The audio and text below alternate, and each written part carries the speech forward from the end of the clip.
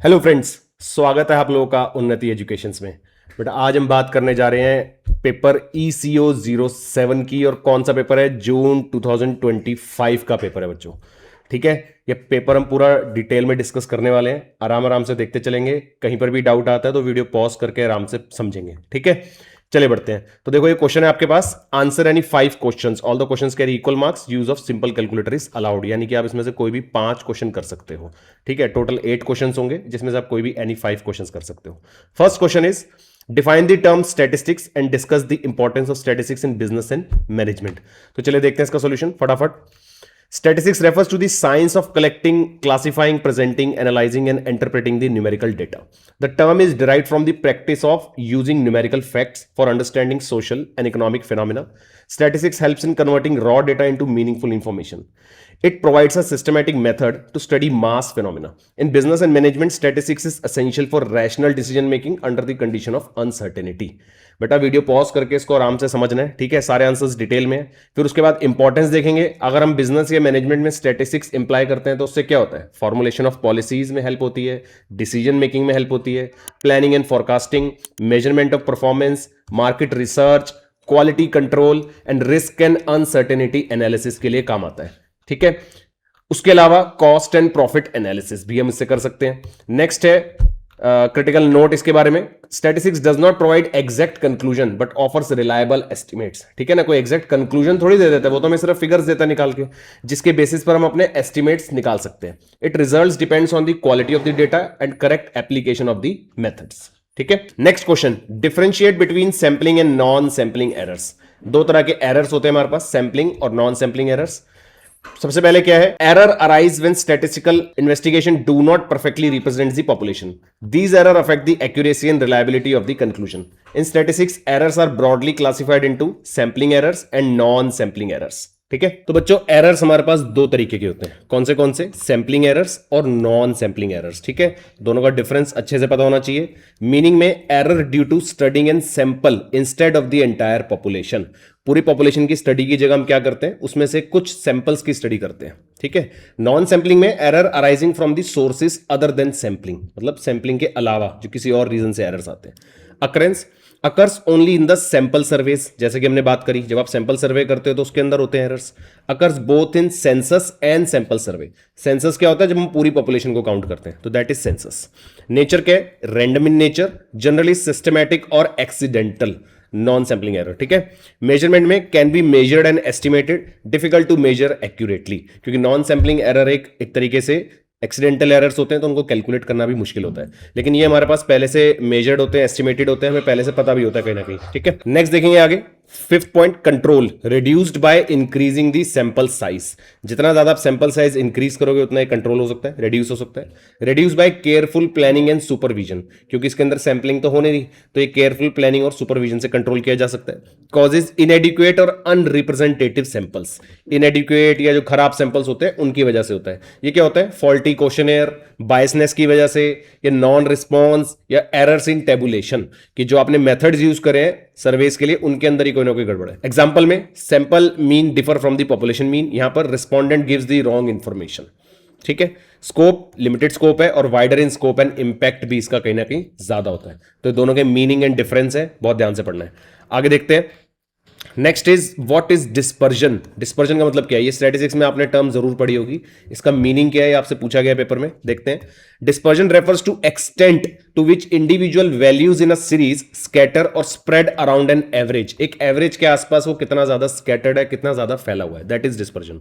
While an average shows central tendency, dispersion explains the degree of variation.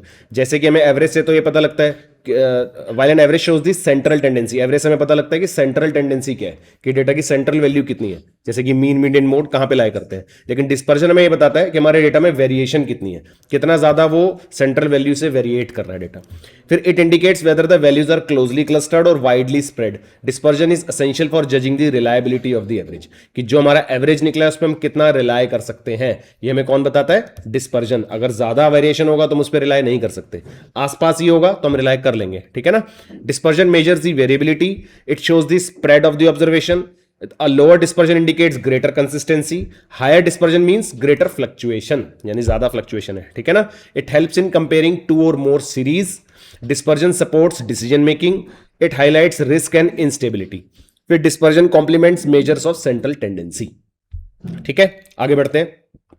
Right short note on any two of the followings. पहला है merits of personal interviewing and methods of data collection.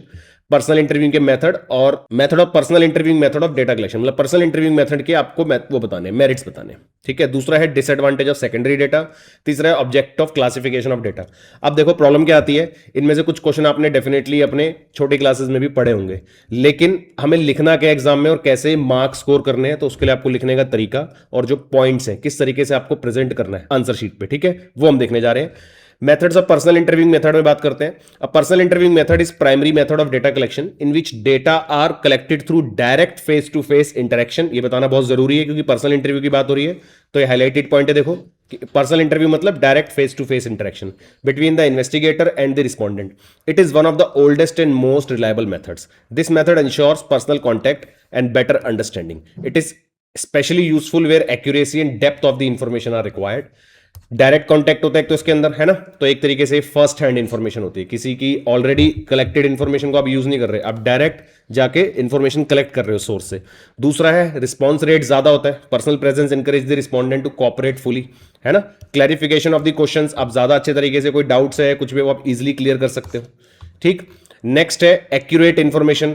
जितना ज्यादा errors minimise होंगे उतना ज्यादा अच्छी बात है. तो हम पर्सनल इंटरव्यू में आपकी जो इंफॉर्मेशन है वो ज्यादा एक्यूरेट रहती है. सप्लीमेंट्री इंफॉर्मेशन, अगर आपको अपने डेटा कलेक्ट करते समय ऐसा लगता है कि कोई एडिशनल इंफॉर्मेशन भी चाहिए तो वो भी आप वहीं पर ही ले सकते हैं. फिर है फ्लेक्सिबिलिटी, क्वेश्चंस को आप अपने अकॉर्डिंग मॉडिफाई कर सकते हैं.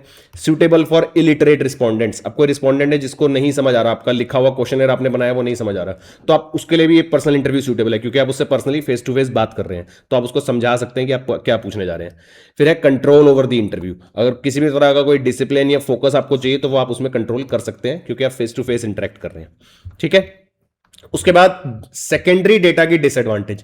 सेकेंडरी डेटा मतलब सेकंड हैंड इंफॉर्मेशन, जो ऑलरेडी इंफॉर्मेशन कलेक्ट करी हुई है किसी ने, आप उसके ऊपर रिलाय करके उसको यूज कर रहे हो, तो उसके डिसएडवांटेजेस क्या है. ठीक है. Secondary data are the data collected by someone other than the investigator for a different purpose. Although easily available such data may not always suit the present study. अब आपकी रिक्वायरमेंट अलग है लेकिन वो किसी और पर्पस से कलेक्ट हुआ था डेटा, तो जरूरी नहीं है कि आपकी रिक्वायरमेंट को भी वो फुलफिल करे. Therefore, secondary data suffers from certain limitations. वो डिसएडवांटेजेस क्या क्या देखो. लैक ऑफ सुटेबिलिटी, अभी बात करी हमने. डाउटफुल एक्यूरेसी, जरूरी नहीं है कि एक्यूरेट होगा. आउटडेटेड डेटा हो सकता है. इनएडिक्वेट कवरेज हो सकती है उसके अंदर, तो इंफॉर्मेशन में भी इनकम्प्लीट और इनसफिशियंट. ठीक है. उसके बाद बायसनेस हो सकती है डेटा में, डिफरेंट डेफिनेशंस हो सकती है, अनरिलायबल सोर्स हो सकता है और कोई कंट्रोल नहीं आपका उस डेटा के ऊपर, जैसा है वैसे का वैसे ही आपको एक्सेप्ट करना पड़ेगा. उसके बाद है objectives of classification of data. अगर आप डेटा को क्लासिफाई करते हो तो उसका क्या ऑब्जेक्टिव है, मतलब क्यों करना चाहिए क्लासिफिकेशन. तो classification of data refers to process of arranging data into homogeneous groups, यानी कि एक जैसे जो सिमिलर नेचर के ग्रुप चीजें उनको एक ग्रुप में डाल देना. ठीक है. According to the common characteristics. It is important step in the statistic analysis. Classification simplifies the complex data. It helps in better understanding and interpretation. फिर है simplification of data, converts bulky data into the manageable form. है ना, अगर आप classify करोगे तो आपका बहुत सारा बल्कि डेटा जो फैला हुआ है वो एक जगह मैनेज हो सकता है आराम से. Facilitates the comparison, enables comparison between groups and classes, brings uniformity, highlights the important features. फिर बेसिस ऑफ टेबुलेशन आपको प्रोवाइड करता है. जितना डेटा अच्छे तरीके से क्लासिफाइड होगा उतना आप उसको आराम से टेबुलेट भी कर पाओगे. ठीक है ना. Statistical analysis, helps in applying statistical measures. Logical arrangement देता है, डिसीजन मेकिंग में हेल्प करता है. ठीक है. नेक्स्ट क्वेश्चन देखो बेटा. Draw histogram from the following frequency distribution and hence the frequency polygon. दो चीजें पूछी गई है, हिस्टोग्राम और उसके अंदर आपको फ्रीक्वेंसी पॉलीगन भी बनाना है. बहुत ही सिंपल क्वेश्चन है, इसको आराम से ड्रॉ करना है, पेंसिल स्केल का यूज करना है, पेन से रफली ड्रॉ नहीं करना. एग्जाम में आपको इस पेपर में अपने पेंसिल स्केल जरूर लेके जाना है. ठीक है ना, ताकि आपका आंसर शीट जो है वो नीट एंड क्लीन लगे. ठीक. तो देखो डेटा हमारे पास कॉन्टिन्यूस सीरीज दिया हुआ है, 10 to 20, 20 to 30, 80 तक डेटा है और सारी उनकी रिस्पेक्टिव फ्रीक्वेंसीज भी दी हुई है. ठीक है. ये देखो, ये रहा आपके सामने हिस्टोग्राम, हमने यहाँ पर एक्स एक्सिस पर अपने क्लास इंटरवल्स ले लिए 10, 20, 30, 40 और फ्रीक्वेंसीज हमने अकॉर्डिंगली स्केल कर ली वाई एक्सिस पे, ठीक है ना। अब जो जो वैल्यूज हैं उसके अकॉर्डिंग हम हिस्टोग्राम बनाते गए, जैसे 10 to 20 में जो डेटा था यहाँ तक पॉइंट लाया, इधर तक बना दिया। फिर 20 to 30 में जो डेटा था उसके सामने वैल्यू थी 30, तो 30 तक लेके गए और इधर से ऐसे बना दिया, ठीक है। 30 से 40 लेके गए, यहाँ पे जो भी वैल्यू थी उसके सामने इसको लाइन ड्रॉ करी और यहाँ से ऐसे बना दिया। तो समझ आ रहा है, सारे आपके बार्स बनते जाएंगे कनेक्टिव, जब कनेक्टेड फॉर्म में आप इनको बना रहे हो तो ये हिस्टोग्राम कहलाता है। अब इनके सेंटर पॉइंट्स को अगर आप ज्वाइन कर दो, तो ये जो आप लाइन देख रहे हो जो पीछे से यूं जा रही है, सेंटर पॉइंट्स को ज्वाइन करती हुई, इस लाइन की बात कर रहा हूं। ये लाइन जो आपकी क्या है, दिस इज फ्रीक्वेंसी पॉलीगन, ठीक है। बन गया फ्रीक्वेंसी पॉलीगन। ये आप आराम से वीडियो पॉज करके पढ़ सकते हैं कि हमने क्या क्या स्टेप्स लिए, जो मैंने आपको भी बताया है उसी को स्टेप्स में लिखा गया है ताकि आप इजीली एग्जाम में याद रख सकें, ठीक है। Now from the following data calculate median. Median calculate करने के लिए बोला गया है कि आप डेटा आइडेंटिफाई कर पा रहे हैं कौन सा है, कॉन्टिन्यूअस सीरीज है। कॉन्टिन्यूअस सीरीज कैसे है, क्योंकि इंटरवल्स है। अब आइडेंटिफाई करना क्यों जरूरी है, क्योंकि मीडियन का फॉर्मूला फिर हम उस अकॉर्डिंग लगाएंगे, ठीक है ना। मीडियन का फॉर्मूला कॉन्टिन्यूअस सीरीज में क्या होता है, L1 plus n/2 minus CF divided by F into I को कई जगह बुक्स में आप सी भी लिखा देखते होंगे, that is the difference between the intervals, ठीक है ना। तो एब्रीविएशन मैटर नहीं करती, फॉर्मूला मैटर करता है। नाउ तो सबसे पहले हमने क्या करना है, अपनी फ्रीक्वेंसीज को क्यूमुलेटिव फ्रीक्वेंसीज में कन्वर्ट करना है। सिंपल, पहले 10 लिखा, फिर उसमें 15 प्लस कर दिया 25 आ गया, फिर 30 प्लस कर दिया इसमें तो 35 आ गया, फिर 25 प्लस कर दिया ये 80 आ गया, फिर प्लस 25 105 प्लस 20 125, सारी क्यूमुलेटिव फ्रीक्वेंसीज आ गई। अब हम निकालेंगे अपना एन होता है हमारी फ्रीक्वेंसी का टोटल, या फिर जो CF की लास्ट वैल्यू होती है वही हमारा एन होता है। मतलब जो फ्रीक्वेंसी का टोटल आएगा वही क्यूमुलेटिव फ्रीक्वेंसी की भी लास्ट वैल्यू होगी, ठीक है ना। इसको अगर आप n/2 करेंगे तो वैल्यू आती है 62.5। कहां चेक करेंगे इसको चेक करना है क्यूमुलेटिव फ्रीक्वेंसी में कहां लाई करता है। अब देखो 62.5 इन दोनों वैल्यूज के बीच में लाई करता है ना इसके और इसके। तो हमने क्या करना है, जो नेक्स्ट वैल्यू है, मैं क्लोजेस्ट वैल्यू नहीं बोल रहा, बच्चे इसको कई बार समझते हैं कि क्लोजेस्ट वैल्यू लेनी है, नहीं, नेक्स्ट वैल्यू जो भी है, नेक्स्ट वैल्यू इज दिस, इसके सामने आप चले जाएंगे तो ये वाला आपके पास इंटरवल बन जाएगा मीडियन क्लास वाला, जिसके अंदर से हमें मीडियन का आंसर मिलेगा, ठीक है। अब इसके सामने जो फ्रीक्वेंसी है वो फ्रीक्वेंसी है जो हमें फॉर्मुला में यूज करनी है, और ऊपर वाला क्यूमुलेटिव फ्रीक्वेंसी वो क्यूमुलेटिव फ्रीक्वेंसी है जो हमें फॉर्मुला में यूज करना है, ठीक है ना। सारी चीजें मिल गई। ये रहा आपके पास फॉर्मुला जो भी हमने डिस्कस किया था, हम इसके अंदर पुट कर देंगे। देखो इंटरवल हमारा सिलेक्ट हुआ 30 to 40, तो L हो गया 30 यानी लोअर इंटरवल। n/2 हम ऑलरेडी निकाल चुके हैं 62.5, CF हमें ऊपर वाला लेना है 55 है ना, और F लेना है सामने वाला दैट इज 25, F लेना है सामने वाला, और यहां पर H लिखा है। तो बात वही है, मैंने आपको भी बताया, abbreviation doesn't matter, formula matters, ठीक है ना। तो कितना डिफरेंस है इंटरवल्स में, 10 का डिफरेंस है, तो इस H की जगह पे क्या आएगा 10। तो बस अब सिर्फ कैलकुलेशन पार्ट है, आप सारी वैल्यूज पुट कर देंगे फॉर्मुला में और सॉल्व कर देंगे, तो this will be your answer. Check करने का तरीका, जो इंटरवल आपका सिलेक्ट हुआ था फाइनल आंसर आपका उसी इंटरवल के बीच में से ही आना चाहिए, है ना। 30 to 40 के बीच में आ रहा, देखो 33, यानी कि आपने ठीक किया। आगे बढ़ते हैं। Explain the meaning of geometric mean and harmonic mean with example. अब ज्योमेट्रिक मीन क्या है, in addition to the arithmetic mean statistics use other measures of central tendency for special types of data. Geometric mean, harmonic mean are the important averages used where data related to ratios, rates and proportions. These means are applied in specified situation where arithmetic mean is not suitable. जब पर arithmetic mean नहीं use हो सकता वहां पर हम इसको use करते हैं, ठीक है। अब मीनिंग देखते हैं एक बारी। Geometric mean is the nth root of the product of the n positive observations, यानी कि 4 और 9 का अगर आपको geometric mean निकालना है तो क्या होगा, रूट ऑफ 4 into 9, क्योंकि दो वैल्यूज इसलिए हमने स्क्वायर रूट करा, ठीक है ना। यानी कि अगर ये n वैल्यूज हो जाएंगी तो 1/n होगा, यानी कि nth रूट, ठीक है ना। बात समझ आ रही है। अब 2 और 8 था तो 8 2 16, और क्योंकि दो ही वैल्यूज इसलिए स्क्वायर रूट, तो answer is 4। Clear. Suitability, suitable for percentage, ratios and growth rates. Nature, geometric mean gives balanced average of the relative changes. Example, useful in index number construction. Index number समझते हैं जो हम inflation based बनाते हैं उसके अंदर। Now harmonic mean का मतलब क्या है, mean is a reciprocal of arithmetic mean of the reciprocals. तो 2 and 4 को हम क्या करेंगे 1/2 प्लस 1/4, ठीक है ना। और क्योंकि दो वैल्यूज हैं तो इसलिए हम 2 से डिवाइड कर देंगे इसको, 2 डिवाइडेड बाय 1/2 प्लस 1/4 ऐसे लिखा हुआ है। अगर आपको यहां ना समझ आ रहा हो तो इधर से समझ सकते हैं, 2 डिवाइडेड बाय 1/2 प्लस 1/4। जितनी भी वैल्यूज हैं उसका नंबर ऊपर और उन सारी वैल्यूज का रेसिप्रोकल का सम डिनोमिनेटर में। This is how you calculate harmonic mean, ठीक है। ये फॉर्मूला है n divided by sigma 1/x, ठीक है। वेटेड में it gives more weights to the smaller values. Example, lower speed effect, average speed more. Suitability use for averaging rates and speed, जैसे average speed निकालनी है और over the equal distance तो हम use करते हैं। Harmonic mean is always less than the arithmetic mean, useful when values are expressed at rates, ठीक है। नेक्स्ट क्वेश्चन देखते हैं, question number 7। The mean and variance of the 10 observations are known to be 17 and 33। अब देखो ये question कैसा है, आपको मीन और वेरिएंस बताया हुआ है। सबसे पहले इसकी बात करते हैं, व्हाट इज वेरिएंस। वेरिएंस होता है बच्चों स्टैंडर्ड डेविएशन का स्क्वायर, ठीक है ना। तो आपको क्वेश्चन में स्टैंडर्ड डेविएशन का स्क्वायर भी बताया हुआ है और मीन भी बताया हुआ है। मीन इज 17, स्टैंडर्ड डेविएशन का स्क्वायर इज 33। तो later it is found that one observation जो कि 26 थी is inaccurate and is removed. हमने एक वैल्यू को रिमूव कर दिया डेटा में से। तो what is the mean and standard deviation of the remaining. अब रिमेनिंग का हमें निकालना है। तो अब आप इन आंसर्स में से क्या इनमें से 26 सॉरी माइनस कर देंगे? नहीं, हमें क्या करना है, ध्यान दो, क्योंकि हम इंडिविजुअल सीरीज सपोज कर रहे हैं क्वेश्चन में, जैसा कि डेटा दिया हुआ है तो सारी वैल्यूज हमारे पास होंगी, हमें बाकी सारी वैल्यूज नहीं पता। लेकिन एक चीज पता है कि बीच में एक वैल्यू पहले थी 26 जिसको अब हम हटाना चाहते हैं, वो हमें हमारे अकॉर्डिंग वो इनएक्यूरेट है। तो उसको हटाने के बाद अब हमारा मीन और स्टैंडर्ड डेविएशन क्या आएगा, ठीक है ना। तो सारी वैल्यूज तो नहीं पता, तो मैं कैसे करूंगा? तो किसी तरह अगर मेरे को इसका टोटल पता लग जाए, ये सिग्मा एक्स बोलेंगे ना इसको, ये टोटल अगर पता लग जाए तो मैं इस टोटल में से 26 माइनस कर दूंगा तो ये नया वाला टोटल आ जाएगा। तो उस नए टोटल से मैं निकाल सकता हूं mean, right. Similarly standard deviation या फिर वेरिएंस कह सकते हैं। तो देखो पहले ओरिजिनल सम निकाला वही n इंटू एक्स करके। कैसे? क्योंकि मीन का फॉर्मूला होता है सिग्मा एक्स अपॉन एन। तो सिग्मा एक्स कैसे निकलेगा? क्रॉस मल्टीप्लाई करके। ये हमने करा है क्रॉस मल्टीप्लाई, तो ये आ गया सिग्मा एक्स। ठीक, ऐसे ही ओरिजिनल सिग्मा एक्स स्क्वायर भी निकाल लेंगे। कैसे? ये हमारा स्टैंडर्ड डेविएशन का स्क्वायर का वेरिएंस का फॉर्मूला हो सकता है, कह सकते हैं, divided by n minus mean का स्क्वायर। ठीक, तो मीन हमारे पास है, स्टैंडर्ड डेविएशन भी है, एन भी है, तो हमारे पास ये निकल जाएगा। अब इसमें से क्या माइनस होगा? 26 का स्क्वायर, क्योंकि सिग्मा एक्स स्क्वायर है ना। तो इस वैल्यू में से हम 26 का स्क्वायर माइनस करेंगे। देखो दो चीजें आई हैं, एक मेरे पास आ गया सिग्मा एक्स स्क्वायर, एक मेरे पास आ गया सिग्मा एक्स जो कि इनएक्यूरेट के हिसाब से आया, ठीक है ना, वो आया 170। तो अगर मैं इसमें से 26 माइनस कर दूं और इसमें से 26 का स्क्वायर माइनस कर दूं तो मेरे पास ये दोनों वैल्यूज न्यू वाली आ जाएंगी, न्यू सिग्मा एक्स स्क्वायर और न्यू सिग्मा एक्स, है ना। तो न्यू सिग्मा एक्स स्क्वायर और न्यू सिग्मा एक्स देखो यहां पे निकाला हुआ हमने पूरा। यहां से वैल्यू उठाएंगे, ऑब्जर्वेशन देखो 26 हमने यहां से माइनस करी, यहां से 26 का स्क्वायर माइनस करा, दोनों वैल्यूज करेक्ट हो गई, करेक्ट सिग्मा एक्स स्क्वायर आ गया और यहां से मेरे पास आ गया करेक्ट ये वाला। तो करेक्ट मीन देखो ये रहा 144 लिया हमारी करेक्ट वैल्यू। अब एक ऑब्जर्वेशन भी कम हो गया, ध्यान रखना, एन हमारा 10 नहीं है, एन 9 हो गया, क्योंकि एन पहले 10 था, अब एक वैल्यू हमने हटा दी ना, तो इसलिए न्यू एन हो गया 9। तो this will be the correct formula for mean और this will be the new mean, ठीक है।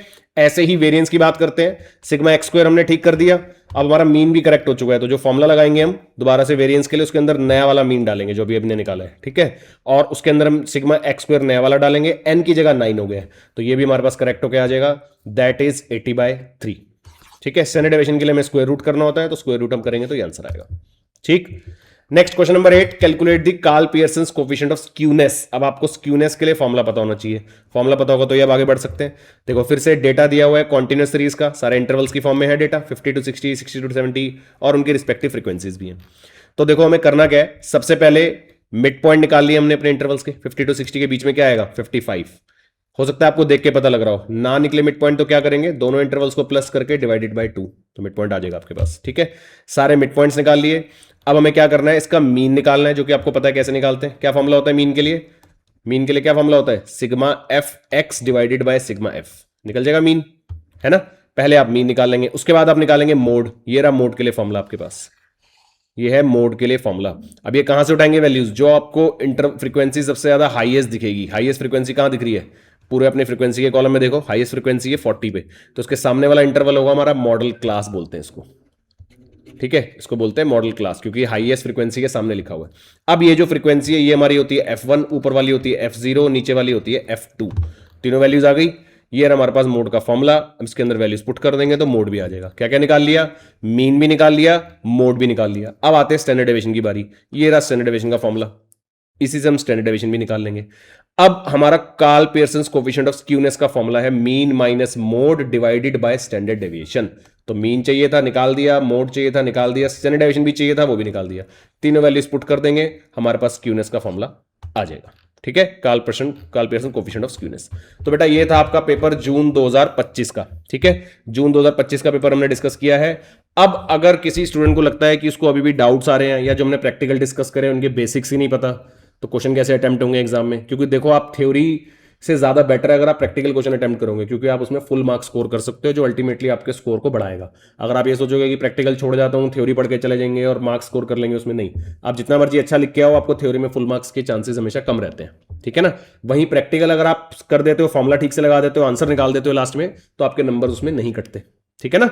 तो आप कोशिश करें कि प्रैक्टिकल क्वेश्चंस को ज्यादा से ज्यादा अटेम्प्ट करने की, और उसमें अगर आपको लगता है कि आपके बेसिक्स क्लियर नहीं है तो हमारी टीम को कांटेक्ट करो जल्दी से। आपके प्रीवियस और 4 से 5 साल के पेपर्स आपको सॉल्व करने में हेल्प करी जाएगी। या फिर आपको अगर लगता है कि बेसिक्स से सारी चीजें पढ़नी और प्रॉपर क्लासेस की रिक्वायरमेंट है तो भी आप हमें कांटेक्ट कर सकते हैं। किसी भी चीज के लिए आपको प्रीवियस ईयर के सॉल्व पेपर ही चाहिए, मान लो सिर्फ रिटर्न में, जिनको आपको लगता है कि हमें बस सॉल्यूशन दे दो और हम अपने आप पढ़ लेंगे, तो भी आप हमें कांटेक्ट कर सकते हैं। ठीक है, अभी भी टाइम है, अपने आप को टाइम वेस्ट मत करो, रेडी कर लो एग्जाम्स के लिए अच्छे नंबर स्कोर करने के लिए। ठीक है, मिलते हैं नेक्स्ट वीडियो में, तब तक के लिए all the best, keep learning.